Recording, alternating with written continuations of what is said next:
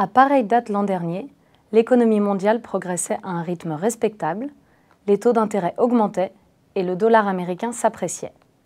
Mais au cours des 12 derniers mois, l'incertitude entourant les politiques s'est accentuée, l'élan économique s'est ralenti et au moins 33 banques centrales, dont l'activité englobe une grande partie de l'économie mondiale, ont abaissé leurs taux.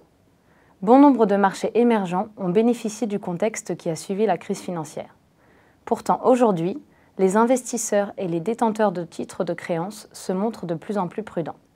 Résultat, nous observons à nouveau une sortie des capitaux des marchés les plus risqués. Qu'est-ce que cela signifie pour l'évolution de la notation des risques pays 2DC? Eh bien, ça dépend.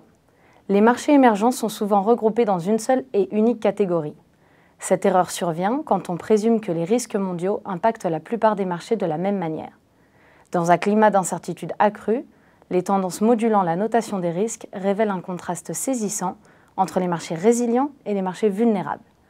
Nos données de l'an dernier montrent bien que les risques n'ont pas la même incidence sur tous les marchés émergents. Dans un environnement mondialisé, les nuances propres à un pays peuvent lui être salutaires ou défavorables. Voici quelques illustrations tirées de la plus récente édition de l'analyse trimestrielle des risques pays 2DC.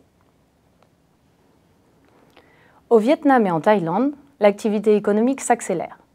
En effet, malgré les tensions commerciales à l'échelle mondiale, ces marchés asiatiques en plein essor prospèrent. Le Vietnam regorge de débouchés dans divers secteurs, notamment l'agriculture et le renouvellement des infrastructures énergétiques. La Thaïlande, pour sa part, est une destination de choix des produits agricoles et des produits issus des technologies de pointe en provenance du Canada. Ces deux marchés font figure de nouvelles portes d'entrée vers l'Asie, étant donné le conflit commercial qui oppose les États-Unis et la Chine. Et ça marche. Ces marchés offrent de belles occasions, certes, mais qu'en est-il aussi des risques? Vu leur position de centre de production alternatif, les gouvernements vietnamiens et thaïlandais courtisent de plus en plus les investisseurs étrangers en conduisant des réformes favorables aux entreprises dont l'objectif est de renforcer la compétitivité. Ces mesures font diminuer les risques et cette tendance devrait se maintenir. Il y a toutefois un bémol. Les centres de production à plus faible coût sont d'habitude plus vulnérables à l'évolution des technologies et à la concurrence. À cela s'ajoute une autre réalité. Ces économies ont encore beaucoup de chemin à parcourir pour améliorer leur contexte institutionnel et réglementaire. Par conséquent, il serait prudent de suivre la vague. Il y a toutefois des ombres au tableau. Deux problématiques se sont notamment intensifiées à divers degrés. Tout d'abord, l'accès au financement se resserre sur des marchés comme l'Argentine, qui se sont rapidement endettés pendant la période de forte croissance. En 2015, l'économie argentine était la coqueluche de l'Amérique du Sud. Le pays avait émis une obligation assortie d'une échéance de 100 ans qui avait été sursouscrite. L'optimisme entourant les perspectives de l'économie argentine était légitime, quoique disproportionné par rapport aux risques sous-jacents. Si on considère la morosité grandissante à l'échelle mondiale et le bilan de 2018, le tableau n'est pas plus encourageant en 2019. Les prochaines élections devraient entraîner un changement de gouvernement et on redoute que la nouvelle administration entrave la poursuite de réformes favorables aux entreprises et crée de l'instabilité.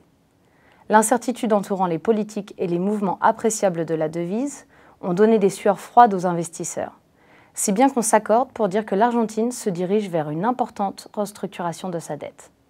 Naturellement, l'activité sur le marché intérieur en souffrira, alors que le gouvernement instaure des politiques visant à réduire l'ampleur des sorties de devises. La seconde problématique prend la forme de la fragilité de la sphère politique dans des économies faisant auparavant belle figure. C'est le cas du Nigeria, qui doit composer avec le retour de la violence et une escalade de la dette.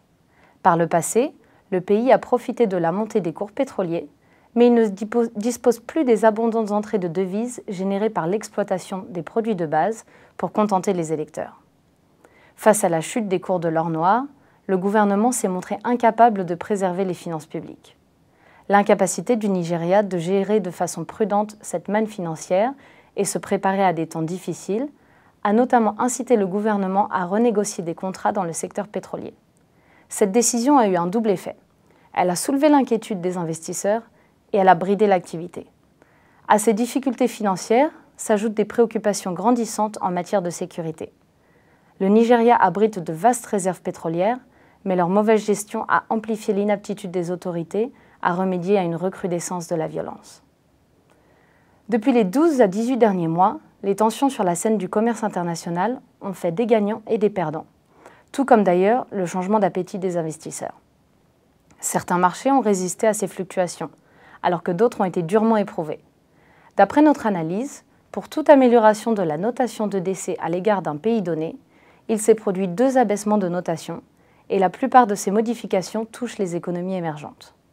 On peut en déduire qu'au cours des 12 prochains mois, l'incertitude pesant sur le commerce mondial, le ralentissement de la croissance et un faible niveau d'investissement étranger seront autant d'éléments qui effaceront les surplus engrangés lors de la reprise qui a suivi la grande récession et qui exposeront les forces et les faiblesses structurelles des marchés. Il y a tout de même des raisons de se réjouir, car on observera des contrastes de plus en plus marqués chez la cohorte des pays émergents.